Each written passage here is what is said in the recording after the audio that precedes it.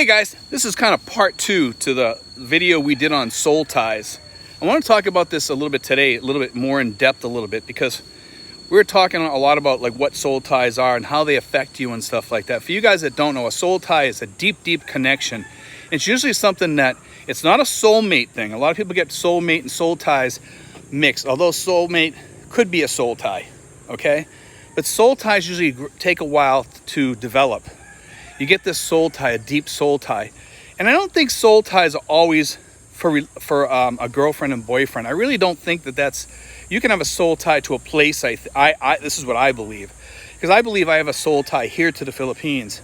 And you can also have soul ties to friends too, friendships. You become a deep friend and you would miss them, or a relative or whatever. You know, you have that deep affection for them, something attracts you to them. It doesn't have to be in a, like a relationship or sexual, in a sexual way, or a relationship like girl-boy type relationship type thing. I think it can be just a relationship. It doesn't talk about that in most of the books that I've read and things that I've read online about soul ties, but I do believe it to be true that you can have deep soul ties with friends. And I think all of us have had soul ties with friends, whether it be a female friend or a male friend or whatever. You just kind of have a soul tie with that person. You get along with them. You hit on all cylinders when you're with that person. You have a lot of fun. You enjoy your times with them. That's kind of like a soul tie link. I don't know if it would really qualify as a soul tie, but I think it would. Here's the thing that I want to talk about today, all right, is that when we go through a lot of relationships, and some of those relationships were sexual, and you start having a lot of soul ties to these people. You develop certain things that you liked about them that are soul ties. You liked some things about those people. And sometimes those people come back in your thoughts or whatever when you're with somebody else or whatever. And sometimes at the wrong moments too. You think about these people. That's kind of a soul tie. It can be, and that's a soul tie that you should be breaking. You should be breaking when you break off with a person that you have a soul tie with. You really need to break that soul tie too. You really kind of got to kind of get that out of your mind and make sure that that's done. That's why a lot of people take a break between relationships, and that's really the mature way to move on in life, is take a break in the relationship to take time to get over that soul tie. But the people that have more soul ties, okay, the people that keep on going through relationships, sexual relationships, whatever, regular relationships where maybe it might not be sexual, but you still had a soul tie with that person. You really connected with that person, but you just found out that the person just wasn't your type. The thing with a soul tie like that is this, is that if you keep going through soul ties like that over and over and over and over and over again, after a while you develop this thing where everything's the same. And you still have all these connections. If you didn't take that time out to break that soul tie, you still carry these soul ties with you a little bit.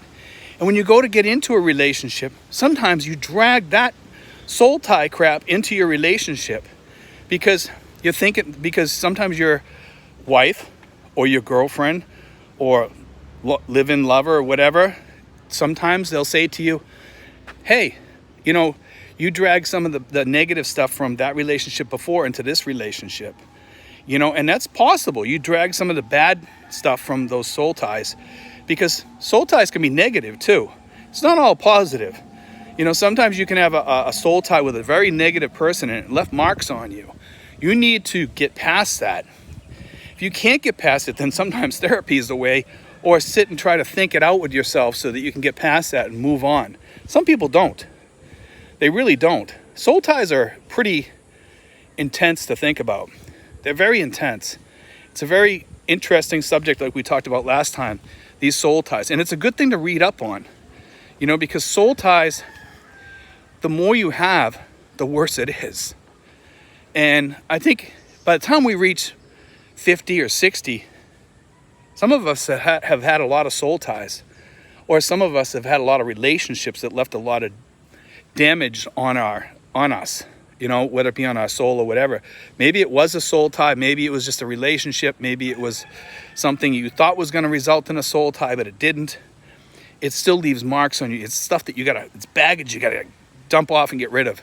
But at 60 years old, like me today on my birthday, 60 years old, man, I think we all carry a little bit of that. And some of us also come to realize this, that we didn't have soul ties. When we got married, we didn't have that soul connection. We were hoping for one. We were hoping that it would result in that, because maybe the person was a real looker, or maybe they took a lot into the relationship, and you just liked what they brought to the relationship, and you were like okay with that. So you got married, later on realized that there was no soul tie connection. That happens to all of us, and soul ties. I keep saying this word soul ties. One of the guys said, Steve, you said soul ties so many times, and I know I am, but it's so relevant to this, because that connection, man, is crazy. And it leaves us, some of us, like scarred a little bit afterwards, after you leave a relationship, and it kind of leaves you marked until you heal. You need to heal. Most guys and most women, they're looking for an immediate relationship right away to heal the wound of the person that they just broke off with, that they had a soul tie with. You still have some sort of connection, some sort of affection for that person. And that's why a lot of women in the Philippines, if you break off with them or something, they'll come knocking on your door at 12 or 1 o'clock a.m. I've had so many of my friends over here tell me that women have walked up to their house in the middle of the night and knocked on the door, even in gated communities, and managed to get in there to knock on their door and say, hey, I miss you. I really want to be with you. I don't want this to end. I'll do what I got to do to make this work. That's a soul tie. She probably has a soul tie to you. And you got to kind of be kind of nice to people like that. You got to have a heart, because you don't want to break that person's heart. We talked about that in the last one a little bit. But remember, guys, the more you go through relationships, the more soul ties and baggage you bring. You bring all those soul ties with you if you made a soul tie connection. If you made love with somebody, probably good chance you might have made a soul tie. That oxytocin stuff, the bonding chemical, goes in, and it, and when you're kissing somebody, oxytocin, stuff like that. Hugging people, oxytocin, that stuff. There's chemicals that your body forms, and it's kind of like a bonding chemical. And during sex, when you're hugging, when you're kissing, whatever, that chemical starts going crazy in your body, saying, oh, I really love this person. It's a bonding chemical, that oxytocin. So think about that, because relationships, I think people think of relationships as very casual. I'll just move on to the next one. And they don't understand the things that come with it, and the damage it does when you leave it, when you go into a relationship. Relationships are pretty serious. They're more serious than what we think. And when you read more about soul ties, you start to understand how important relationships really are, especially when they have soul type bonding. A relationship doesn't necessarily mean you have a soul tie with a person. It doesn't mean that. Sometimes you do, sometimes you don't. A lot of people get married without a soul tie. It happens every day. We've had it I'm sure you've had it happen, or maybe you didn't have it happen. Maybe you were in love with your first partner. A lot of the guys that I talk to say, they married because of this reason or that reason or whatever, and then realize it wasn't that great. There was no soul tie. But anyway, guys, I got a friend here walking up to me right here. Little dog here. And they're starting to clean up here around the park. It's starting to look a little bit better. Let's hope it gets much better than what it is now, because it just needs a lot of picking up and cleaning around here. But it's getting there.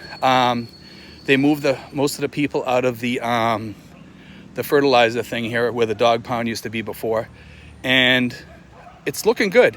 They got the lights on the sidewalks here, and I guess we're going to be able to walk at night. I think they're going to open this up at night with lights down here, which would be beautiful.